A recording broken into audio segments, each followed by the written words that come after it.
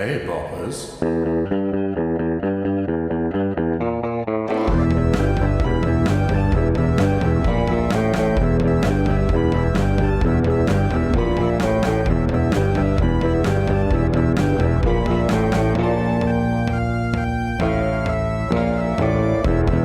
Hey, Boppers, welcome back. Just let us lower the drawbridge, raise the portcullis, and guide you over the moat into the gaping maw of Groovin Towers. We're going to be talking about the Valley of Gwangi and the wonderful work of Ray Harryhausen very soon.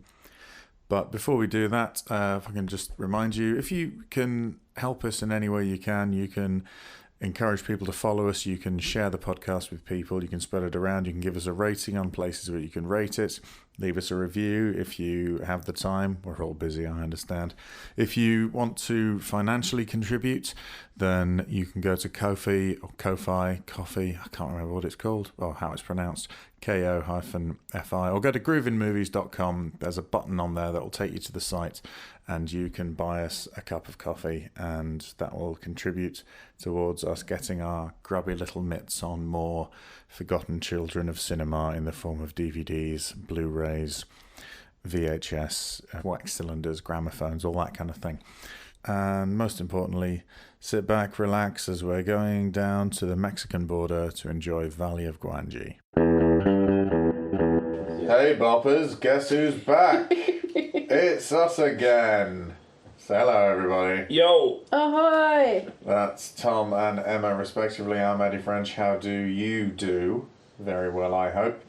We're back, and we have ventured into the Forbidden Valley. Yes. We've gone all the way down to Mexico, and we have found ourselves in the Valley of Gwangi. Yeah. Roar. I think the easiest way to describe Valley of Gwangi is to say that it is King Kong set on the Mexican-American border with a dinosaur instead of an ape. Yeah, and obviously sort of like early inspiration for the sequel to Jurassic Park. Yes.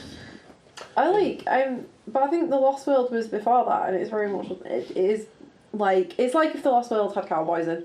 Yes, it is. Yes, The Lost cool. World, the Arthur Conan Doyle book. But apparently that was done by this Ray Harryhausen's mentor who did the animation, so it looks really cool. Yes. Check it out. Yes, this is... Sorry, that's great. Any reason to get onto Ray Harryhausen. I do evangelise about it, even though it's not... It actually kind of promises more than it provides in a weird way, because there's a lot of film before the dinosaurs turn up. Yeah. Or not the tiny horse. No, well, yes, obviously we Oh, have... the Eon Hippus, whatever it is really cute. Yes. And weirdly terrifying initially. Yes, it is. Yes, the little because yeah. So what we've got is Tuck. Give a brief synopsis. A précis of it. Yeah. A man by the name of Tuck decides to head on down to the American-Mexican border. He is looking for TJ, who is a pretty lady who jumps off platforms with a horse. That is... I'm going to go into that in a bit more because I really liked that scene. Ex-lover runs a rodeo. Yeah, the rodeo's failing. Yeah, and she thinks that she's got something up her sleeve. She's got a little act called El Diablo, which is the devil for any of our non-Spanish understanders. Yeah. So the devil turns out to be a tiny, cool, lovely horse. tiny little horse. So cute. It is the littlest horse. It is probably less than 6 inches long and is maybe about 3 inches high. And when you open a music box, it dances. Yeah. That is El Diablo. That is Satan itself. Yeah. It's got like a little model town kind of like ranch for itself as well, which is really cool. It is adorable. It's utterly adorable. It looks really fluffy. Yeah. But it is the destroyer of worlds. Oh, It is. He is called Snake. Yeah. That lady keeps saying. The first thing you sent me, Tom, because it opens up and there's some Mexicans looking for their mate. and one of them is shouting, Miguel! Miguel! And due to the quality of the film and the quality of Tom's ears, he sent me a message immediately asking if he was shouting a racial slur. Oh, what have you sent me here? Why are they all shouting that? That's awful. Mate, they're shouting Miguel. And then I went, oh yeah, actually, no, think because then when they find Miguel, who is dead, they find him and they know that something's going on. This is a sort of He's got a tiny sack of horse next to him. They're from a sort of a Romany encampment, aren't they? Yes. And then I forgot to mention, obviously, when he arrives in the town, the circus rodeo place is about 2 miles out of town, so he has to get little Lope, who demands money for everything. He's a little Mexican boy. He is. Yeah, he's really cool. No. He's a filthy little street urchin scabbing for money. And put on him because he gets shitloads of it. He hustles. He hustles. He earns every peso. You'll need a horse, senor. 10 pesos. Like, well, okay, kid. There's your 10 pesos. Like, 5 for the saddle. Ha ha ha ha. And so they clip-clop off. Cheeky little shit. It's not when you try to get a mobile phone there for you about spleen attachment and everything. So they clip-clop off into the deserts.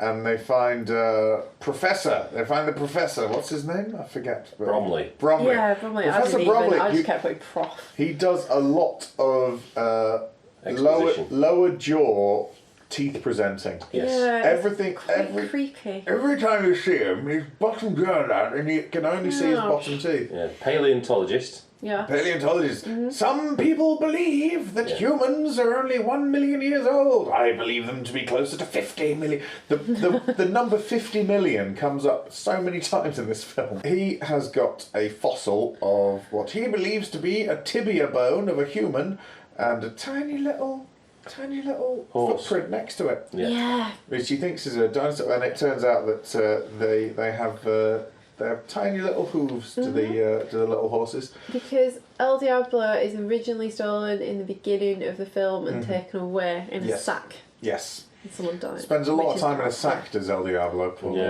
But he gets away in the end. Good.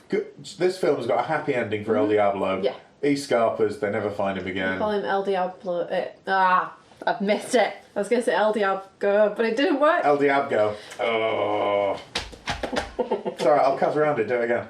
Clean take. I can't do it. Oh, alright then, fine. It's not even that good. Just say El Diablo. Go. El Diablo, go! Yeah. I'll splice that in all nice. I really want to watch the film Splice again. It's terrible, but I really love want to watch the film Teen Titans. Go.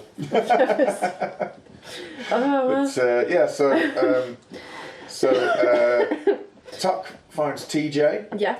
And she is very upset with him because he said he didn't want to marry her, didn't want to settle down because he wanted to go off and do stuff, and now he's come back going, oh, she is fit though. And she is fit though, there's no two ways about that. She's got a horse, she's gone up on a platform, there's like a pool down below her that looks the murkiest of green, like swamp and the worst. Someone sets it on fire. Yes. And she's on this horse, and then she kind of just jumps in, and it's like just watching like this toy horse and this lash just descend down at an angle, and it's just like. That was one of the worst. Brilliant. I loved it. I loved it. It was It was good, but for the wrong reasons. Oh no, I'm very fond of it because it drops like a sack of spuds. There's no elegance or grace about it whatsoever. And she's sort of made up, and she's got the dress on and everything, and she's made to look like she's very elegant, graceful. The horse is supposed to be a naturally graceful, elegant creature, and just plumb it like a sack of hot shit. I kept thinking it was like watching Xenia Warrior Princess if she was entered in an American pageant, and I thought it was really cool. She reminded me of Jessie from Toy Story. Yeah. Oh, she was feisty and stuff. Oh, yeah. No, she was. Some of the costumes were sort of reminiscent, like Yeah. she wore, and because this isn't like your old. This isn't like your gritty. Like filthy, dirty-looking cowboy sort of world. This is the Michael J. Fox in Back to the Future 3, dressed as Clint Eastwood. This is an American film rather than an Italian one like the spaghetti westerns and stuff. This was 1969, was it? I'm pretty sure. Yeah.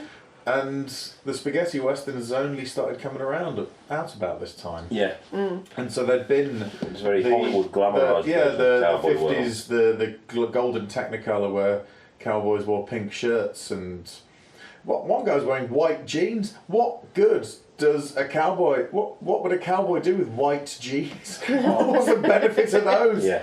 You're out in dirt looking after cows, which is largely what they did. It's no good. There's also lots and lots of, later on in the film, lots and lots of can't be arsed costumery. And there's lots of people running in certain sequences who are wearing like Levi's, because you can actually see the Levi's red tab on someone's jeans, and a hell of a lot of Converse All-Star.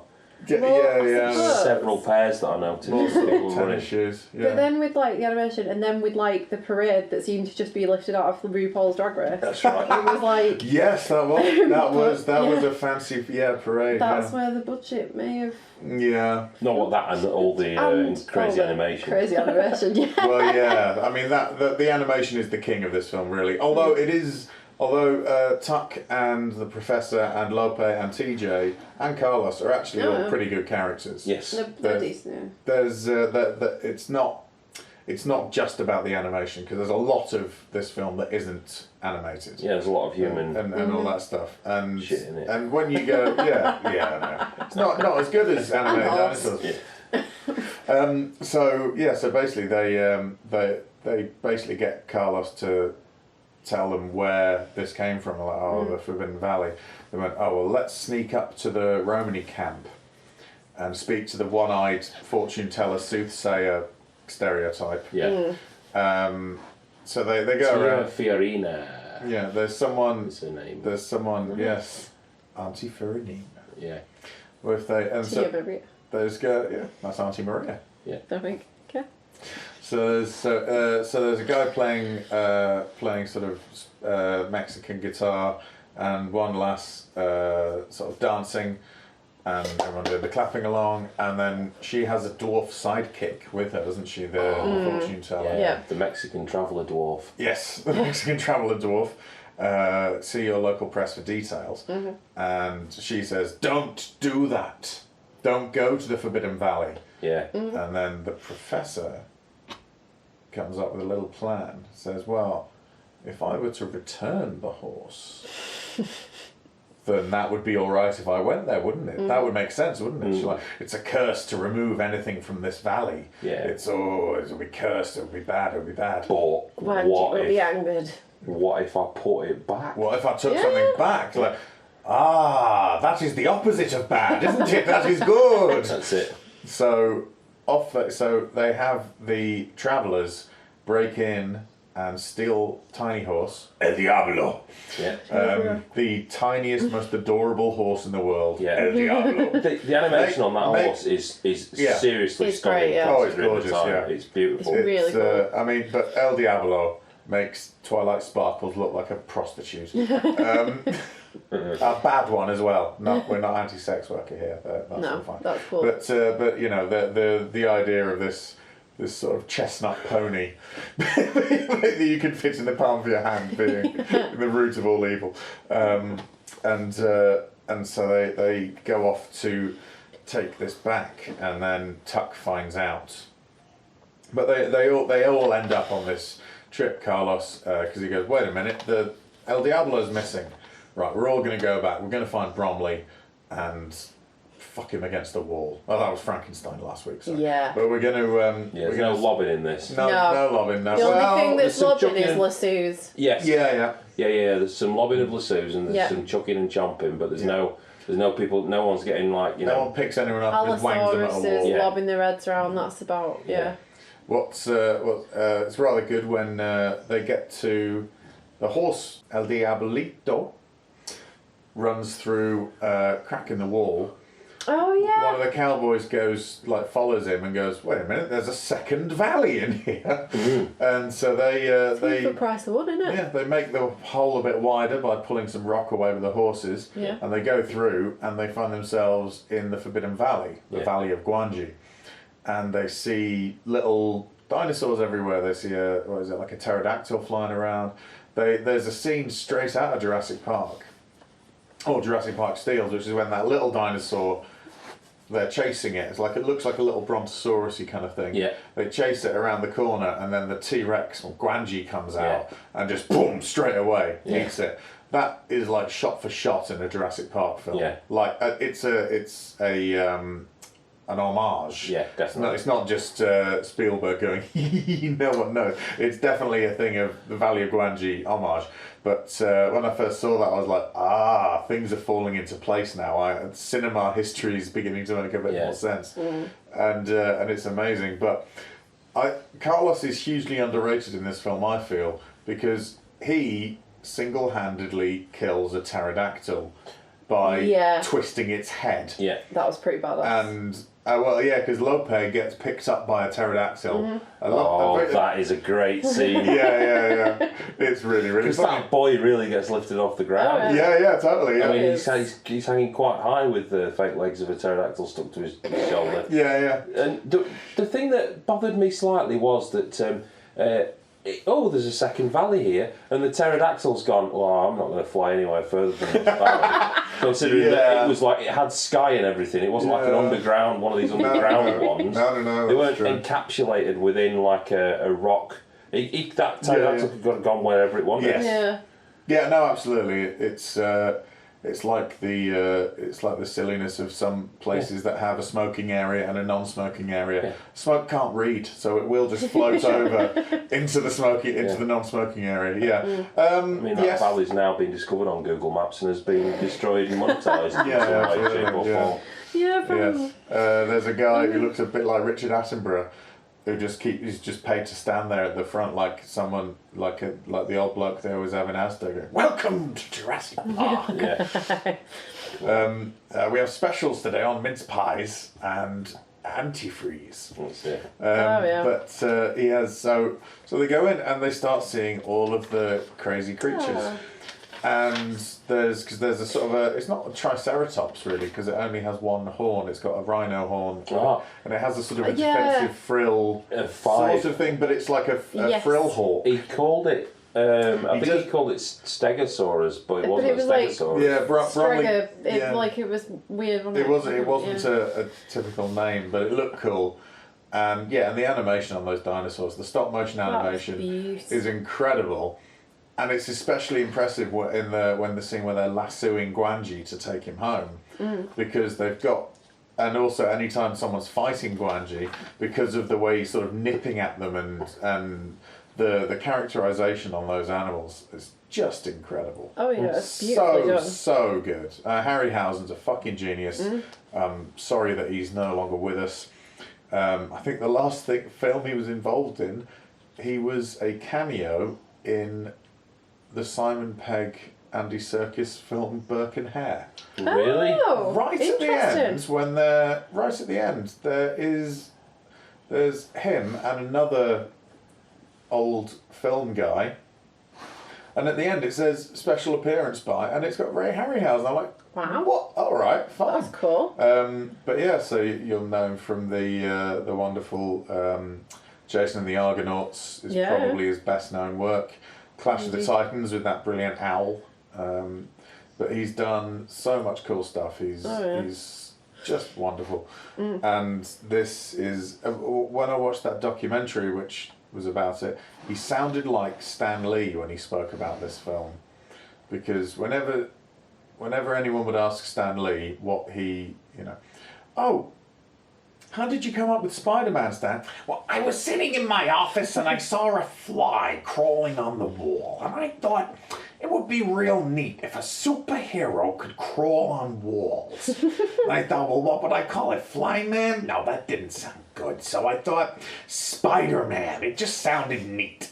And Harryhausen basically says, well, dinosaur movies were real popular at the time, and so were cowboy movies. So we thought we'd make a cowboy movie with dinosaurs in it. I'm like, oh fucking hell, what a brilliant time to be a creative person when like far few ideas had been used up and you could just go, cowboys, dinosaurs, put them together, bibbidi bobbidi boo. Brilliant, let's have it.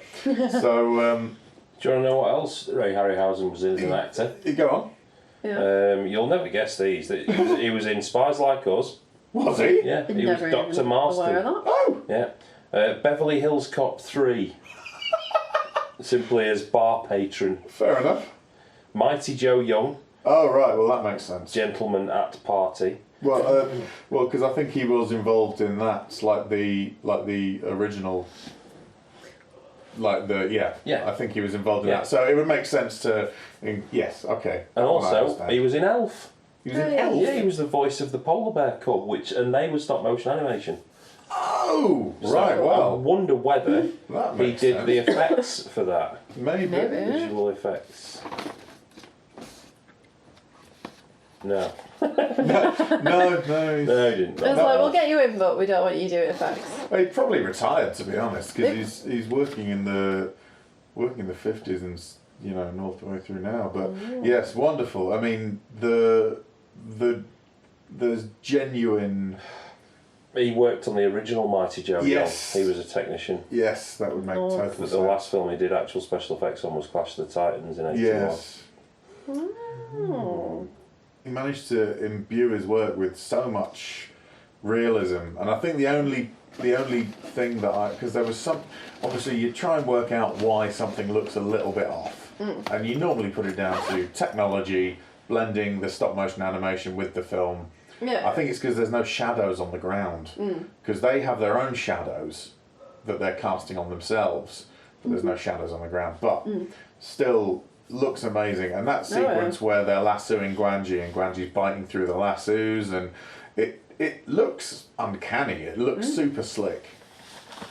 Obviously you can tell that it's big, but it's that thing of when in the long shot when Carlos is fighting the pterodactyl and it's moving its wings and it's looking like it looks horrible, it looks like a real trapped bat or a bird or something.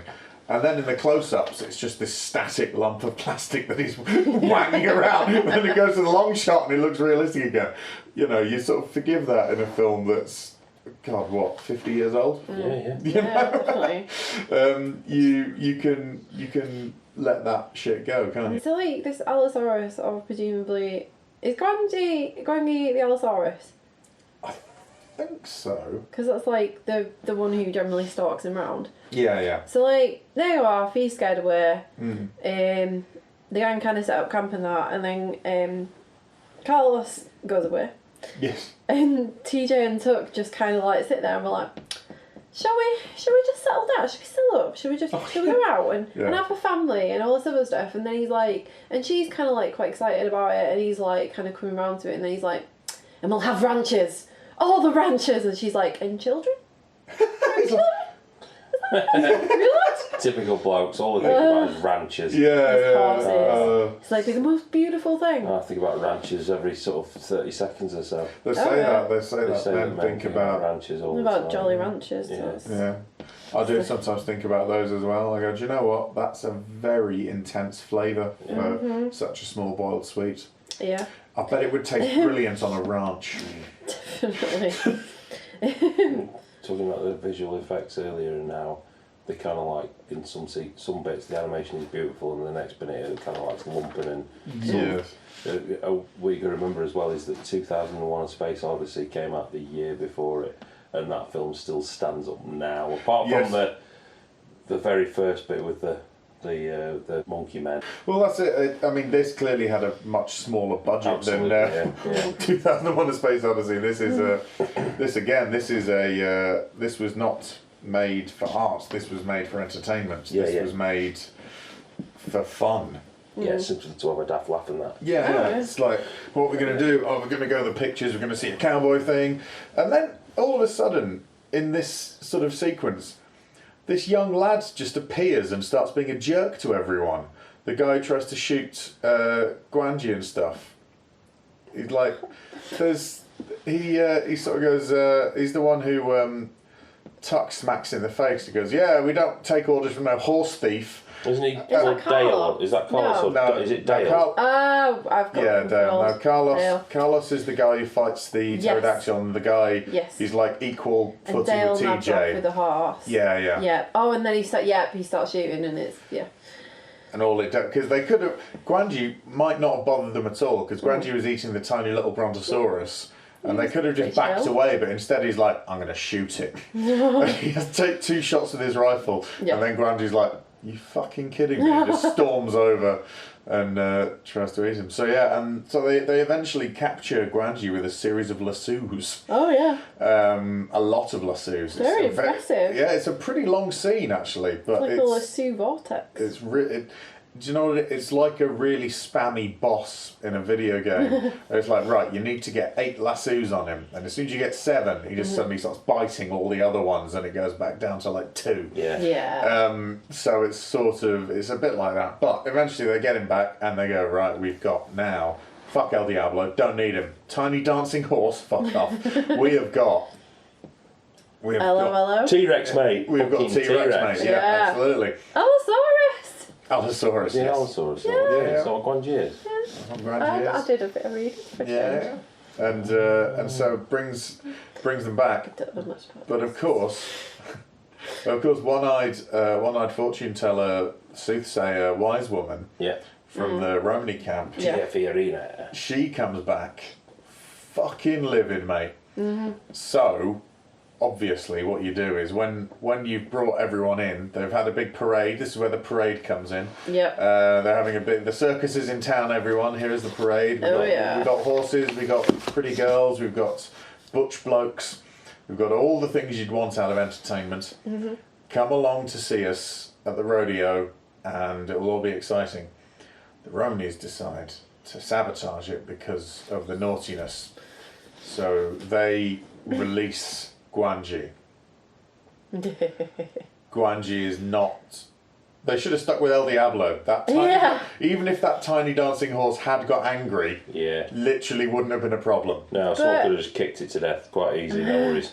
I mean, they could have picked it up and thrown it at a wall. They could have done. They could have done Frankenstein. You can't do that with Gwangi. Massive Allosaurus, isn't he? But daft thing about him were like the guy was still in the cage, and then he ends up getting like trampled on or whatever. Yeah. And then Gwangi kind of just like, for a few minutes, he just kind of just stays in the cage, just like, what's going on? Oh, that's it as well. He's just Bromley, static. the paleontologist. Yeah. Yes. He gets crushed by the cage, and it's like, what? You know, he's like a big cat. Just Yeah. Just like, oh, there you go, dead. Mate, it's like Game of Thrones. Sometimes that happens. I know, but In fact, that definitely would happen. Yeah. Actually, in real life. So you shut up and leave George R.R.R. Martin alone.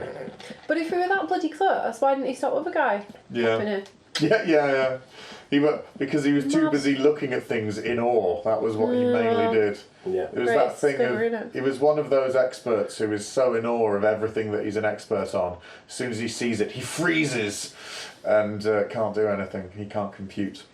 So Gwangi goes on... I think we can call it a rampage. I think that's fair, isn't it? Yeah. He's trying to escape, you know. A mad old fucking killing spree. Yeah, there is a certain amount of revenge in his eye that you can't deny. And he does some lobbing. He does. I remember there's some animated. He lobbed 2 cowboys out of his mouth. Yeah, he does. Yeah, That's great. Yeah. There's some. As far as dreadful ways to go by plasticine dinosaur. Yeah. It covers a lot of them. I think he swallows a bloke. Lobs a couple against the wall. Tramples quite a lot. So much smushing. No, there's a lot of smush. He'll have to wipe his feet before he comes in. I can tell you that. He's not trampling. He's not trampling family across my floor. Make sure you wipe your feet before you come in, young man. Yeah. Don't take that tone with me. Yeah. And then, so everyone flees as one into the church. I was going to say cathedral. I'd say cathedral. It's more Yeah. the size of the inside of it. That's It's a beautiful place. More than a church. Which is currently under renovation by the looks of it. It's scaffolding. Yes, which is how Gwangi ends up inside it. Yes, because they originally lock him kind of out. Yeah. Get the bulk of the people out to the other side, and then boom. Yeah, and then he just turns up high, and so they end up. The way he dies is they set fire to, or it gets set fire too, because he's knocking stuff over left, right, and centre, caring not a jot for any graven image in there. And so some people escape, and he burns himself down in the cathedral. Yeah. And well, that's last week with Frankenstein. Yes. Yeah. So much fire. Yeah, a Dead. lot. Yeah. Yeah, in fact, 2 weeks in a row, 2 monsters who only wanted to be left alone end up burning themselves to death. So it's pretty, we're going to have to make this into a trilogy. Yeah, we're going to have to. Well, we've had House of Wax, and that was a lot of burning. Oh, that was, we've done and that was already a trilogy, so there we go. Trilogy. There will be. Yeah, there will be. I don't know. And if not, there'll be more coming up. I can't remember. I can't remember what we've got coming up for the next one. Most of the movies that we're going to be featuring in this podcast end with a monster dying in a horrific fire. Yeah, a lot of them do. I think we've got. Yeah. I think we're a bit less on the monster scene for the next couple of. When we say monster, we mean protagonist. Yeah. Protagonist that we're more interested in than the human one. Largely, but yeah. So. I'll tell you one thing that I did quite like. Go on. So basically they start raking money in from Gwangi, and he's like, Tuck's like, oh yeah, so we're gonna settle down, we can have a nice time, and then TJ's like, no, we got money now, go away, I don't care, and I love it. She's just like, no domesticity. So it's very good. Yes. More of that. No, she's quite fiery. She's overall it's very, very good because you sort of worry about. There is a sort of. I don't think it's a particularly flattering image of Romany traveller. Oh no! No, it's very culturally insensitive. Pretty bad, but it was problematic stuff. For 1969, it was pretty much standard. Yeah. So they weren't going out of their way to do worse, but they certainly weren't trying to be better. Plenty of white people dressed in full Native American attire. Plenty of white people dressed as Mexican travellers. Yeah. Although I think there were actual Hispanic actors playing. Yes, there were. Not all of them. No, not all of them, but certainly Carlos was a Hispanic actor. All that kind of stuff. So I mean, the Gypsy Witch. She was a white actress. She was. Yes. It wasn't ideal, but again, we're talking about 1969. It's very hard to find examples of anything in those days. So you take what you can get and appreciate it for what it is, which is a great monster film. Yeah, it was a lot of fun. And with there weren't a huge number of dinosaurs, obviously, because they're all, that every single move is done with sort of sticks and fingers and whatnot, and then having to get rid of the fingerprints on it and stuff. Yeah. But the ones that were there, you've got the very little one that got eaten, you've got the horse, you've got Gwangi, and you've got the pterodactyl, and you've got the Stegoceratops. Yeah, the thing. Stegoceratops. Yeah. So you've got 5 distinct creatures with definite personalities in there, and that's amazing. Especially when, we're living in a time when there's the Lion King remakes coming out, the Aladdin I've not seen, Dumbo, and all of those kind of things, and Beauty and the Beast, of course, with all of the CG and all that, because none of it's sort of mocap either. It's all built out of wire and rubber clay and stuff. I know I sound like I keep wanking on about it, but it is truly wonderful to watch. It's really engaging, and the fight between Gwangi and the Stegoceratops. Yeah. It's hardcore. And also, one thing I liked was that they didn't shy away from the fact that when Rosita, Lope's mule, goes missing, there's just a rock covered in the brightest red blood. Yeah, there is. And then later on, when Lope gets picked up by the pterodactyl, when he gets dropped down, his back is covered in blood. And what I find hilarious is that TJ's got the tiniest little bit of his shirt. Yeah. He's just dabbing gently at one tiny portion. It's amazing. Right. Sorry, Emma, you've got... No. No, you made an exciting... Told me same words. Continue. Oh, I was just going to say, if they remade Gwangi now, El Diablo, the horse, would be in the entire film and would end up becoming Lupe's pet. He would be partnered with Lupe, and we would become the cute protagonist for the entire film. Yeah. And they would always be trying to rescue him, and he'd get nicked and all that kind of stuff. But not in this one. Stood on Lupe's shoulder. No. He gets eaten. Does he not? Does he just disappear? No, he runs off. He runs through the crack. Oh, that's right. We never see him again. No, you're talking about the little brontosaurus. Oh, that's right. Yeah. Sorry, but he disappears quite quickly, and it's like he was just a. He comes out the best in it, really. Yeah. He has the best ending. He goes home. Yeah. It's fine. Yeah. What I will say about the elephant who took on Gwangi, there's the elephant. There's the elephant fight. Is how amazing and resilient that little beast is, because nothing is getting through that elephant's skin. It's fantastic. I can't believe we forgot to mention until now that there is a bit where Gwangi fights an elephant. Yeah, it's there's a hardcore. Yeah, and it's a stop motion elephant because it does a headstand, doesn't it? At one point, it's a performing elephant. Does that fucking headstand? It does a little headstand on his flat face, and so it's a performing elephant from the circus. Gwangi comes out, and the elephant's like, Not on my watch. Get away from my daughter, you bitch! And starts attacking Gwangi. It's absolute hero. Yeah, I mean, you're like, get out, save yourselves, leave this guy to me. It's wonderful. And then everyone gets out, and it's beautiful because they're safe, except everyone gets trampled on or lobbed. Yeah. But death by lob. If you're gonna go to a circus, you got to expect a few casualties. Yeah, that's why circuses are rubbish these days. There's no potential of being mauled by an as yet undiscovered creature. Yeah. Which is a shame. If they were suddenly just going, they wheel out a big tank and there's an ichthyosaur that just jumps out and prongs you with its big narwhal nose. It's not exciting. Missing a trick, aren't they? So I think this is a bit of a benchmark for dinosaur films. I think. Yeah. Only in that it was outside of an animation, like a pencil, pen and ink animation.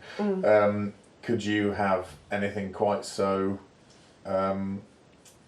convincing? I mean, it's not convincing. It's a giant purple. It's Barney the dinosaur, basically. There's a giant purple thing running around. But at the same time, just how, and it's not how lifelike they look, but how lifelike they behave. Yes. Like the creatures that they're based on have been observed very, very closely. Yeah, the physical movements, the way that the legs and the sort of muscles work and everything, it's all been thought about. And the way that they react, because clearly they've gone to say, it's Tuck, isn't it? At one point, it might have been Carlos, where he climbs up behind the rock. And he's like kicking out at Gwangi, and Gwangi's trying to nip him, and he's sort of like trying to sort of spook it away. And he kicks, and the movements are just perfect. The way that Gwangi sort of recoils a bit and then sort of regains composure. And obviously, it's they've just gone, okay, guy who plays Carlos, get up behind that rock and just flail about and kick as if a dinosaur is attacking you, and we'll get Ray and everyone else to put that in afterwards. But it just looks incredible. It looks so good. It feels... There's a truth to it, and that's very, very exciting. So I mean, do you think that they'd... it seems like the sort of thing they might do a remake of, to be honest, Valley of Gwangi. Yeah, I mean, I think they kind of, obviously the Jurassic Park: The Lost World is sort of like heavily influenced by that. Yeah. But I'd like to see a remake of it. I think that'd be interesting. It would be interesting to see whether... Because it would be CG, wouldn't it? They would... Yeah. Oh, yeah. They would definitely do it. Although, I mean, like, obviously, the CG in Jurassic Park is also mixed with lots and lots of incredible live-action puppetry. Yes. Like the ill Triceratops and things like that. I think that's why it still looks as good as it does. Yeah. That's why... Well, it's like the best CG, arguably, is... particularly in the first Lord of the Rings film, because those things were all real and they sprinkled magic on top of it with CG. Yeah. And so people go, CG's incredible. And you go, yeah, most of it is there. Most of it's real. That's why it looks so good. And that's why the Hobbit films were so shite, because the lot of mocap and green screen stuff. Yeah. The films that were made 15 years before had better special effects. Yes, but then they were allowed to be made as they were because there wasn't a big industry yet. And were they just a film about foreign, and then Bilbo pops up every now and again? Yeah. But it was. It pretty much was, wasn't it? Yeah. I like Thor and Elton. Thorin's cool though. And Richard Armitage is a great actor. Doing wonderful things as the voice of Wolverine in the Marvel podcast at the moment. Oh, it's good that, isn't it? Yes. Yeah. I didn't know that was him. Oh, that's very good. Yeah. Yes. I think that they could remake it, and I think that there would probably be better representation of the people that are supposed to be in the film. That would be something that was definitely improved.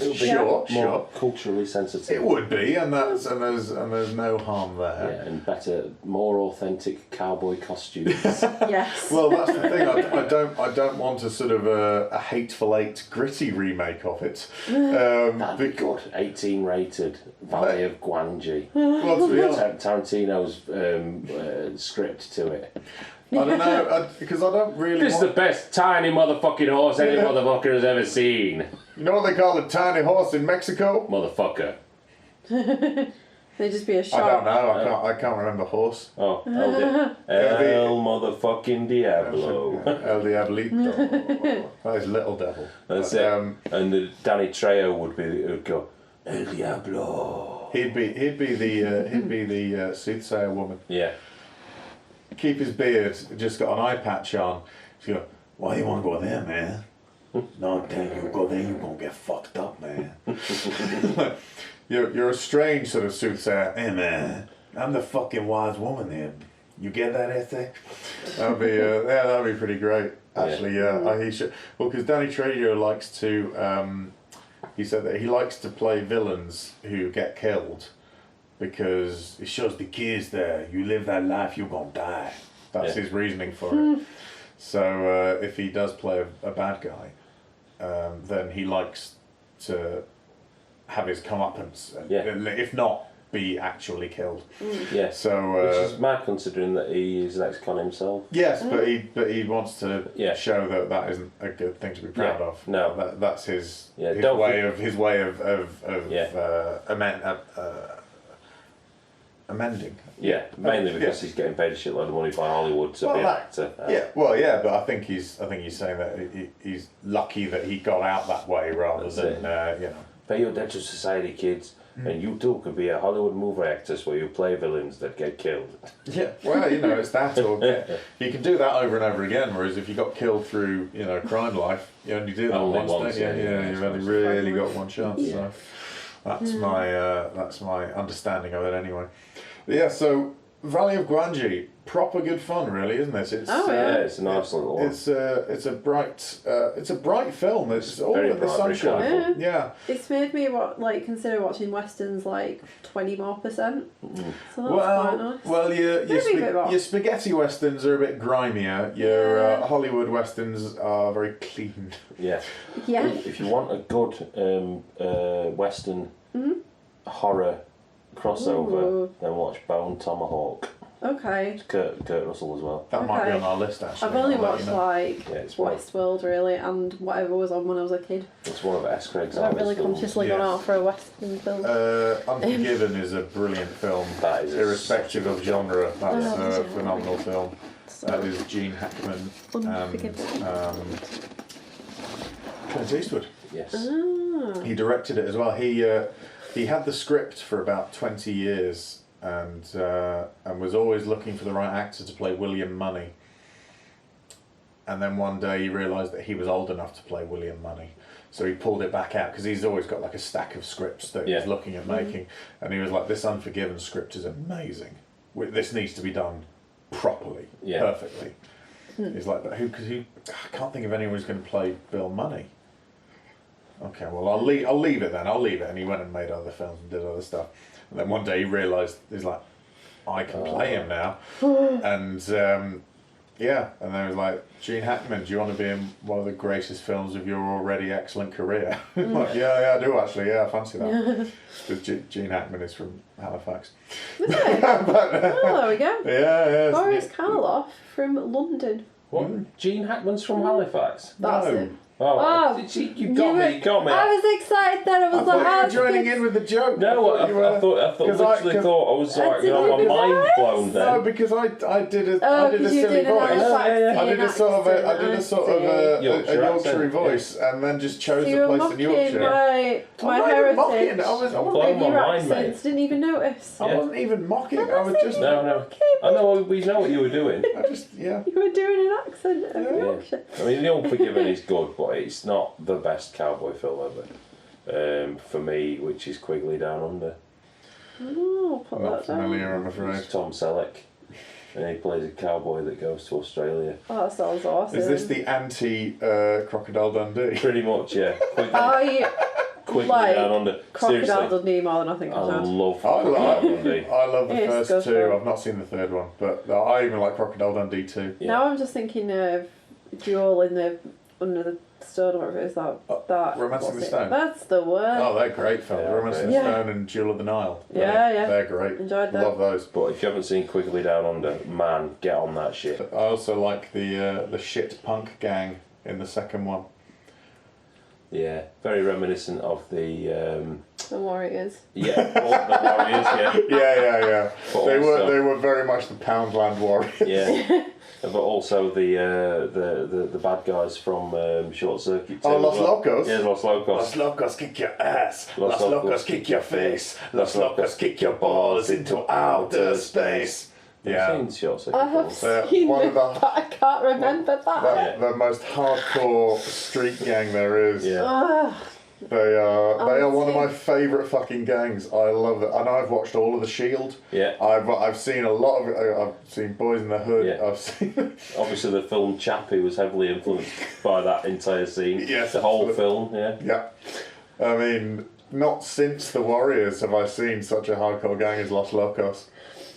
Yeah. And then with the crazy, I think they might all be white blokes as well. Yeah. Even in the 80s. Well, not that Short Brilliant. Circuit had a history Oh, no, of not that casting was a white problem. people as non-white people. Yeah. Also influeed the Cypress Hill song Insane in the Membrane. Yes. Oh. Yeah.